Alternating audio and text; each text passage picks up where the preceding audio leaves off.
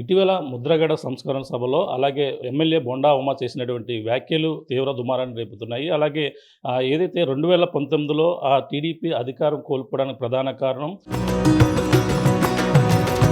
పాతికేళ్ల ప్రస్థానం, ప్రవాసంలో మన సంస్కృతి సామ్రాజ్యం, మన సిలికానాంధ్ర ఇప్పుడు అమెరికా గడ్డ దద్దరిల్లేలా, తెలుగు రక్తం ఉరకలెత్తేలా చరిత్ర పుటల్లో నిలిచిపోయే రజతోత్సవ మహా సంగ్రామ సంబరం, విశ్వవ్యాప్త తెలుగు దిగ్గజాల అక్షర కవాతు, అద్భుత కళా వైభవం. రండి, మన అస్తిత్వాన్ని విశ్వఖ్యాతిని చాటి చెబుదాం. ఆగస్టు 1న అమెరికా కాలిఫోర్నియా ఓక్లాండ్ ఎరీనాలో సిలికానాంధ్ర రజతోత్సవ వేడుకలో పాల్గొందాం. కాపు ఉద్యమ నేత ముద్రగడ పద్మనాభం చేసిన ఈ యొక్క ఉద్యమమే ప్రధాన కారణం అంటూ ఆయన చేసినటువంటి వ్యాఖ్యలు అయితే తీవ్ర విమర్శలకు అయితే దారితీస్తుంది. ప్రస్తుతం దీనిపై మాట్లాడేందుకు అలాగే సీనియర్ నాయకులు అలాగే పొలిట్ బ్యూరో సభ్యులు ఎవరైతే ఉన్నారో ఎమ్మెల్యే జ్యోతుల నెహ్రూ గారు ఉన్నారు, మాట్లాడే ప్రయత్నం చేద్దాం. సార్ చెప్పండి, ఆయన చేసిన వ్యాఖ్యలను ఏ విధంగా చూడాలంటారు? అది ప్రత్యేకించి దాని మీద ఏమీ విశ్లేషించుకోవాల్సినటువంటి అవసరం లేదు. ఎందుకంటే అతను సంస్మరణ సభకి వెళ్ళాడు. వెళ్ళిన తర్వాత చచ్చినోడు కళ్ళు ఎంత అని చెప్పేటటువంటి పరిస్థితి ఉంటుంది కాబట్టి మాట్లాడి ఉండొచ్చు. కానీ అది అతను వ్యక్తిగతానికి వదిలేయాల్సినటువంటి అవసరం. అది మనం దాన్ని పార్టీకి అన్వయించుకోవడం అవసరం లేని పని. అంటే మరి పక్కన వైసీపీ నేతలతో సభలను పంచుకుంటున్నారు, ఈ విధంగా అంబటి రాంబాబుతో కూడా కలిసి ఈ విధంగా మాట్లాడుకున్నారని కూడా ఈ టీడీపీ కూడా సీరియస్ అయినటువంటి పరిస్థితి అధిష్టానం వ్యవహారాన్ని ఎలా చూడాలండి? ఇప్పుడు సభలకు వెళ్ళడంలో వైసీపీ తప్పుపట్టలే, అక్కడ మాట్లాడినటువంటి విధానంలో తప్పుపట్టింది. దాని మీద ఏముంది, పార్టీలో ఇంటర్నల్గా ఆయన వాళ్ళ ఎల్లుంటాడు, దానికి సంజేసి చెప్పుంటాడు, అతని ఉద్దేశం ఏంటో చెప్పుంటాడు. పెద్ద ఇదేముంది దానికి.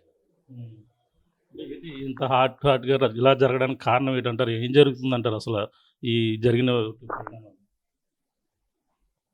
ఈ పరిణామాల వల్ల ఏం జరిగిపోతుందని మాత్రం నేను అనుకోవట్లే. జగన్ ఏదో ఆశిస్తున్నాడు,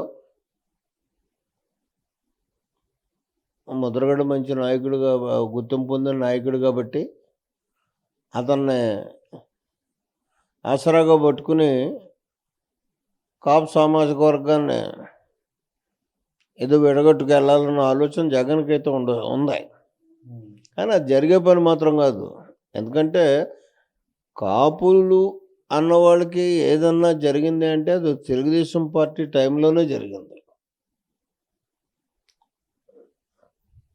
2019లో అసలు పార్టీ ఈ విధంగా పోవడానికి కారణం అసలు అప్పుడు తెలుగుదేశం పార్టీ ఏం చేసింది? ఇప్పుడు వైసీపీ జగన్మోహన్ రెడ్డి ఇక్కడ జగ్గంపేట సంబంధించిన ఇక్కడ ఆయన కూడా మాట్లాడిన పరిణామాలు, అప్పుడు చంద్రబాబు నాయుడు పిఠాపురం వేదికగా మాట్లాడారు, ఇక్కడ ఈయన మాట్లాడారు. రెండాటికి డిఫరెంట్ ఏ విధంగా ఉంది? ఇప్పుడు జగన్మోహన్ రెడ్డి ఏం మాట్లాడాడు ఆ రోజుని, కాపులకి బీసీల్లో చేర్చడం జరగదు అని చెప్పాడు జగ్గంపేటలో. నేను 23,000 ఓట్ల తేడాతో వాడిపోయాను. న్యాయంగా అయితే ఏం చేయాలి? ఒక పార్టీ అధ్యక్షుడిగా వచ్చి వేదిక మీద కాపులకు బీసీకి ఇవ్వమన్న తర్వాత అది ముద్రగడ ప్రభావం ఉంటే ఆగిపోవాలి కదా. దానికి దీనికి పొందలేదు. ఆ రోజు తెలుగుదేశం పార్టీ చేసిన విధానాన్ని చెప్పుకోలేనటువంటి పరిస్థితుల్లో వాడిపోయిందో తప్పించి పని చేయక కాదు, ప్రజల్లో వ్యతిరేకత ఉండే కాదు. కొత్తను చూడాలనుకున్నారు, చూశారు, ఏమైందో చూసాం కదా. ఈ రాష్ట్రం ఒక 100 సంవత్సరాలు వెనక్కిపోయింది. మళ్ళీ దానికి రిజల్ట్ ఇచ్చారు, తప్పుని సరిదిద్దుకున్నారు, రిజల్ట్ కూడా అమోఘంగా ఇచ్చినటువంటి పరిస్థితి. ఇవాళ ప్రజలు ఏదైతే కోరుకుంటున్నారో ఆ విధానంలో పరిపాలన చంద్రబాబు నాయకత్వంలో జరుగుతున్నటువంటి పరిస్థితి ఉంది. అంటే వెళ్ళారు, బొండా ఉమ్మ గారు వెళ్తే ఆయనకి నాకు నోటీసులు ఇచ్చారు. సరే, అంతకుముందు రాజమండ్రిలో జక్కంపూడి రాజా ఆధ్వర్యంలో జరిగిన కార్యక్రమాన్ని కూడా జ్యోతుల నెహ్రూ వెళ్ళారు, అలాగే వెంకట రాధా, ఇలా కొంతమంది వెళ్ళారు, వాళ్ళకు కూడా నోటీసులు ఇస్తారని. ఇక్కడ జక్కంపూడి రాజా ఆధ్వర్యంలో జరగలేదు, రాజమండ్రి కాపు సంఘం ఆధ్వర్యంలో జరిగింది. దానికి ఒక జ్యోతుల నెహ్రూ వెళ్ళడం కాదు, గన్నికృష్ణ వచ్చాడు, ఇంకా రకరకాల అందరూ వచ్చాం. అంటే రాజమండ్రి కాపునాడు అది పార్టీ పరంగా కాదు, కాపు సంఘం పిలిచింది, మేము వెళ్ళాం. వెళ్ళడం కూడా ముద్రగడ పద్మనాభం అంటే జ్యోతుల నెహ్రూకి పద్మనాభానికి ఉన్న సంబంధం బంధుత్వం ఉంది మాకు. అయితే బంధువుగా ఆయన దగ్గరికి వెళ్ళాల్సినటువంటి అవసరం ఉంటుంది. రెండు, నా కాన్స్టిట్యున్సీలో అతను ఒక లీడరు, ఆ రకంగా నేను వెళ్ళాల్సినటువంటి అవసరం ఉంటుంది. నేను ఇక్కడ వెళ్ళిన తర్వాత నేను సంతాపంలో నేను చెప్పింది ఏం చెప్పాను, ముద్రగడ పద్మనాభం గారికి తెలుగుదేశం పార్టీ ఏం చేసింది, ఏ రకమైనటువంటి గౌరవం ఇచ్చింది అన్నదాన్ని చెప్పడం జరిగింది. నేను అక్కడ బోండావు అలా చెప్పలేదుగా, అది వ్యత్యాసం. జ్యోతుల నెహ్రూ వెళ్ళడానికి, బోండావమ్మ చెప్పడానికి. అంటే ఏదో అలజడి ఉందంటున్నారు. నిజంగా ఇప్పుడు కూటమి ప్రభుత్వంలో అలజడి ఉందంటారా? నథింగ్ బట్ కాపులేమి ఇవాళ అతను ఎంత ఎర్రేసినా ఇది చేసినా కాపులు మారేటటువంటి ప్రసక్తి లేదు. ఇక్కడ అలజడి కూడా లేదు. ఎందుకంటే పూర్తి పరిపూర్ణమైనటువంటి సంతృప్తిలో ఉన్నారు. ఇవాళ కాపులు పవన్ కళ్యాణ్ గారు డిప్యూటీ ముఖ్యమంత్రిగా ఉన్నాడు. ఆయన ఏం జరుగుతుంటే అది జరుగుతుంది. ఇక్కడ ఒక ప్రధానమైనటువంటి భూమికి రాష్ట్రంలో పవన్ కళ్యాణ్ గారు కాపుల తరఫున ప్రజెంట్ చేసి వ్యవహరిస్తున్నటువంటి పరిస్థితి ఉంది. అటువంటిప్పుడు కాపులకు ఎందుకు వ్యతిరేకత వస్తుంది తెలుగుదేశం మీద? తిరుమతులు లాంటి వారు అందరూ కలిసి వస్తే మేము పోరాడడానికి సిద్ధంగా ఉన్నాం, అలాగే ఎవరు బాధ్యత తీసుకున్నా పర్లేదు అని కూడా చెప్పుకొస్తున్నారు. దానికి మీరేమంటారు? అసలు కాపుల కోసం ఎవరు పోరాడాల్సినటువంటి అవసరం లేదు. చంద్రబాబు ప్రభుత్వంలో చంద్రబాబే కాపులకు సింపథైజరు. కాపులకి ఏదైనా చేశాడు అంటే చంద్రబాబు టైంలోనే చేయడం జరిగింది. కాపు కార్పొరేషన్ ఏర్పాటు చేయడం కానీ, లేదా 5% రిజర్వేషన్ని ఈబీసీ రిజర్వేషన్ నుంచి 5% ఇవ్వడం కానీ, లేదా ఎఫ్ కేటగిరీ ప్రత్యేకత ఇచ్చి కాపుల్ని బీసీలో చేర్చాలని తీర్మానం చేసి కేంద్ర ప్రభుత్వాన్ని పంపడం కానీ, ఇప్పుడు తగినటువంటి ప్రాతినిధ్యాన్ని ఈ క్యాబినెట్లో కానీ పార్టీలో కానీ కాపులకు ఇచ్చినటువంటి ప్రాతినిధ్యం సముచితమైన స్థానాన్ని ఇచ్చాడు. కాపులకి నష్టం జరగలే చంద్రబాబు దగ్గర ఉద్యమం చేయడానికి. ఒకటి మాత్రం నేను చెప్పగలను, కాపు సామాజిక వర్గానికి కానీ ఈ ఉద్యమాలు చేస్తామనేటటువంటి నాయకులకు కానీ ఏదైనా చెయ్యాలి అంటే అది ఒక చంద్రబాబుకే సామర్థ్యం ఉంది, చంద్రబాబుకే కాపుల మీద మంచి అభిప్రాయం ఉంది. కాపులకు ఏదైనా చేయాలి అనుకుంటే మళ్ళీ ఏ ఎఫ్ కేటగిరీని అయితే ఆనాడు తీర్మానం చేసి ఇచ్చేసాడో ఆ ఎఫ్ కేటగిరీని మళ్ళీ ఆయన కేంద్రంలో ఉన్నటువంటి పట్టుతోటి ఆయనే సాధించగలుగుతాడు. దాని మీద మనం ప్రత్యేకించి ఉద్యమం చేసేయాల్సినటువంటి పని లేదు. మేము ఉన్నాం ప్రభుత్వంలో, మేము చూడగలుగుతాం, మేము చేయగలుగుతాం. అంటే ఇప్పుడు వైసీపీ ఇప్పటి నుంచే 2029 ఎన్నికలకు ఈ కుల ఏదైతే సామాజిక వర్గం పరంగా ముందుకు వెళ్తుంది అనుకోవచ్చు అంటారా? ఈ విధంగా ఇప్పుడున్నటువంటి కామెంట్ ఇంకొక 20 సంవత్సరాల వైసీపీ ఇంటింటికి గడప గడపకి దేకిన అధికారంలోకి రాదు. నేను ఇవాళ చెప్తున్నాను. ఎందుకంటే అతను రాజకీయ నాయకుడు కాదు. జగన్మోహన్ రెడ్డి అనేవాడు ఎక్కడా నాయకత్వ లక్షణాలు లేవు. ఇవాళ ఒకటి చెప్పండి నాకు, ప్రజలకు ఉపయోగపడేటటువంటి సమస్య మీద అతను ఒక ప్రెస్ మీట్ పెట్టినటువంటి పరిస్థితి కానీ, ఇది ఈ సమాజానికి కావాలి, అది నువ్వు చెయ్యాలి అని ప్రభుత్వాన్ని క్వశ్చన్ చేసినటువంటి సందర్భం ఏదన్నా ఉందా? అటువంటి నాయకుడేటి? జనం ఎలా నమ్ముతారు అతన్ని? రఫా అంటే వచ్చేస్తారు జనం. అది భ్రమ తప్పించి అసలు జరిగేటటువంటి పరిస్థితే లేదు. అంటే కాపులకి ఏం జరిగినా సరే ఇప్పుడున్న కూటమిలో ఉన్న నాయకులు పట్టించుకోవడం లేదు. ఉప ముఖ్యమంత్రి కాపు నాయకుడిగా ఉన్న కాపులుగా సామాజిక వర్గానికి చెందిన వ్యక్తిగా పట్టించుకున్న సాయికృష్ణ వ్యవహారమే ప్రధాన కారణం కూడా చెప్పుకొస్తున్నారు. అనేక ఘటనలు కూడా చెప్పుకొస్తూ వాళ్ళ సమావేశాలు కూడా నిర్వహించడం ప్రధాన కారణం ఏమనుకోవచ్చు?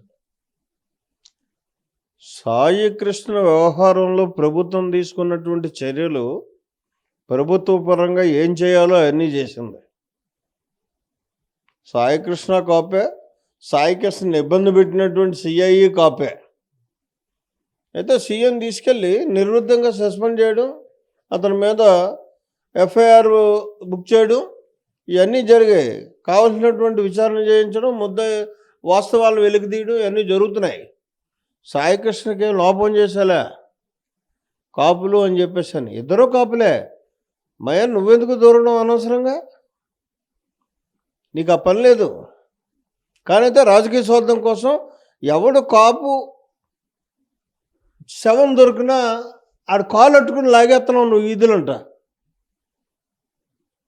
నీ రాజకీయ స్వార్థం కోసం. కానీ కాపులు మాత్రం నీ ట్రాప్లో పడరు. ప్రస్తుతం ఇప్పుడు జరిగిన ఒక్కొక్కటి చూసుకుంటే కొంచెం ట్రాప్లో పడుతున్నట్టు అనిపిస్తుంది అనుకో. నథింగ్ బట్ ఎవరు ఎక్కడ అసలు ఏ ఒక్కడైనా అతను ట్రాప్లో పడ్డటువంటి పరిస్థితి ఉందా? ఈవేళ ఉమా వెళ్తాడా? అతను ట్రాప్లో పడ్డాడా? ఇవాళ స్టేట్మెంట్ చూడలేదా మీరు? చంద్రబాబు మీద నాకు గౌరవం ఉంది, నేను వెళ్తాను, నేను సన్యాసి ఇస్తాను. కాపులకున్న లక్షణం అదే.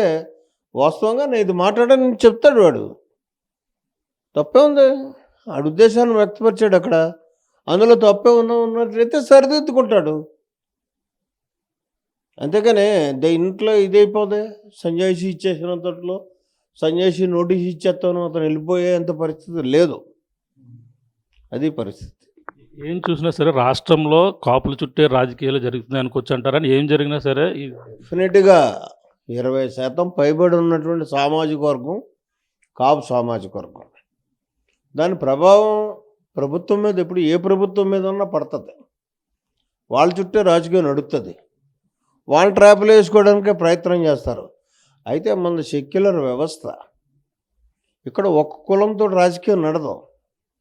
అన్ని కులాలు సమాన నిష్పత్తిలో మనం ఆకర్షించగలిగినప్పుడే రాజకీయంలో సక్సెస్ అవుతాం. పిచ్చి ఆలోచనతో ఒక కులాన్ని పట్టుకుని ఏలబడితే ఏమవుతాం? గతంలో చూసాం కదా. ఆ రకంగా జరిగే పరిస్థితి ఉండదు. అయితే ఒకటే, ఈ రాష్ట్రంలో మాత్రం ఒకటి నేను చెప్పగలుగుతాను, కాపులు ఎటువైపు ఉంటే అటు ప్రభుత్వం రావడం మాత్రం ఖాయం. అది చంద్రబాబుని నమ్ముకునే వాళ్ళు ఉన్నారు, నిన్నున్నారు, రేపు ఉంటారు. వార్లుగా చూసుకుంటే ఆయన బొండా ఉమా చేసినటువంటి కామెంట్స్ అంటే అతనిలో ఒక అసంతృప్తి ఉంది. ఒక ఎమ్మెల్యేగా చేసి ఇప్పట్లో అధికారం లేనప్పుడు ఎన్నో పోరాటాలు చేశాను, కనీసం మంత్రిగా లేకపోవడం వల్ల అనేక సందర్భాల్లో ఆయన మాట్లాడుతున్నారని కూడా చెప్పుకొస్తున్నారు. మీరు కూడా సీనియర్ నాయకులుగా ఉన్నారు, మీరు కూడా మంత్రి పదవి మీరు కూడా చూస్తున్నారు. ఇటువంటి అంటే ట్రాపింగ్లోనే ఇటువంటి వ్యవహారాలన్నీ ఉన్నాయనుకుంటున్నారు. ఇప్పుడు మాది తెలుగుదేశం ప్రభుత్వం కాదు, కూటమి ప్రభుత్వం. 3 పార్టీల కలయికతో ఇవాళ మేము ఒక బలమైనటువంటి ప్రభుత్వాన్ని ఏర్పాటు చేసుకొని ముందుకు నడుస్తున్నాం. ఈ పరిస్థితుల్లో తెలుగుదేశం ప్రభుత్వానికే అన్ని పదవులు వచ్చాయి, పార్టీకే అన్ని పదవులు వచ్చాయి కదా. కూటమి ప్రభుత్వంలో అడ్జస్ట్మెంట్లు ఉంటాయి. ఆ అడ్జస్ట్మెంట్ల భాగంలో ఎవరికి ఏం చేయాలో చేసుకుంటూ వెళ్తున్నాడు చంద్రబాబు నాయుడు. ఆయనకు తెలిసి పూర్తిగా ఎలాగ ఎవరిని ఏ రకంగా వాడుకోవాలో. ఇప్పుడే ఉమాను వదిలేసే పరిస్థితి ఉండదే. ఉమాకి ఇచ్చే గుర్తింపు ఉమాకి ఇస్తాడు. వెయిట్ అండ్ సీ అంతే. రివ్యూను కూడా ఎంతో మంది జిల్లావాసులు చూడాలనుకుంటున్నారు మంత్రిగా, అది ఏం నెరవేరుతుంది. నాకు ఇవాళ పార్టీలో అత్యున్నతమైనటువంటి స్థానం పాలిట్ బ్యూరో ఇచ్చాడు. ఇంకంతకంటే నాకేంటి? నా పక్కన నా సోదరుడు పవన్ కళ్యాణ్ ఉప ముఖ్యమంత్రిగా ఉన్నాడు. ఇంకెందుకంటే ఇప్పుడు ఇక్కడ పార్టీలో నాకు ఆ స్థానం ఇచ్చాడు, ప్రభుత్వంలో ఆయనకు ఆ స్థానం ఇచ్చాడు. ఇంకా కాపులకి అంతకంటే ఈ జిల్లాలో చేసేదేముంది? ఇది పరిస్థితి. ప్రభుత్వాలు ఏమి ఏర్పడినా సరే అలాగే కాపులే కీలకంగా ఉన్నటువంటి పరిస్థితి ఉంది. అటువంటిది చంద్రబాబే కాపులకి చేసినటువంటి ఏది చేసినా సరే ఆయనే చేశారు. 2019లో ఆయన ఈ విధంగా ఓడిపోవడానికి కారణం అనేది చెప్పడం సరైనది కాదు. ఆయన వ్యక్తిగత వివరంగా కూడా తీసుకోవాలి. ఏదేమైనా వైసీపీ ఇటువంటి వ్యవహారాలన్నీ కూడా ట్రాప్ చేసేందుకు అలాగే వైసీపీ నాయకులను టీడీపీ నాయకులను ట్రాప్‌లో వేసేందుకు కూడా ప్రయత్నిస్తుంది. శవరాజకీయాలు కూడా చేస్తుంది. కాపులకు సంబంధించిన ఏ విషయం జరిగినా సరే పెద్ద భూతద్దంలో చూపిస్తూ ఇటువంటి వెర్షన్‌ల ఇటువంటి ఘటనలకైతే వైసీపీ అయితే ప్రచారాలకైతే పూనుకుంటుందని కూడా చెప్పుకొస్తున్నారు. ఏదేమైనా ఈ కాపులకి ఏదైనా న్యాయం జరిగిందంటే చంద్రబాబుతోనే. చంద్రబాబే ఏ విషయంలో అయినా సరే ఎవరు పోరాడవసరం లేదు. ఇప్పుడు కూటమి ప్రభుత్వంలో మేమందరం కూడా మేమే ఈ యొక్క ఏ కాపులకి ఏం సంబంధించినవి కూడా మేమే పోరాడతాం. అలాగే అందరికి కూడా న్యాయం చేసే వరకు కూడా మా వంతు మేము కృషి చేస్తామని కూడా అలాగే సీనియర్ నాయకులు అలాగే టీడీటీ బోర్డు సభ్యులు ఎవరైతే ఉన్నారో అలాగే పొలిట్ బ్యూరో సభ్యులు జ్యోతుల నెహ్రూ గారు చెప్తున్న పరిస్థితి ప్రధానంగా ఉందని చెప్పాలి. ఇప్పుడున్న తాజా పరిస్థితి. కెమెరా ప్రకాష్ RTV జగ్గంపేట నుంచి.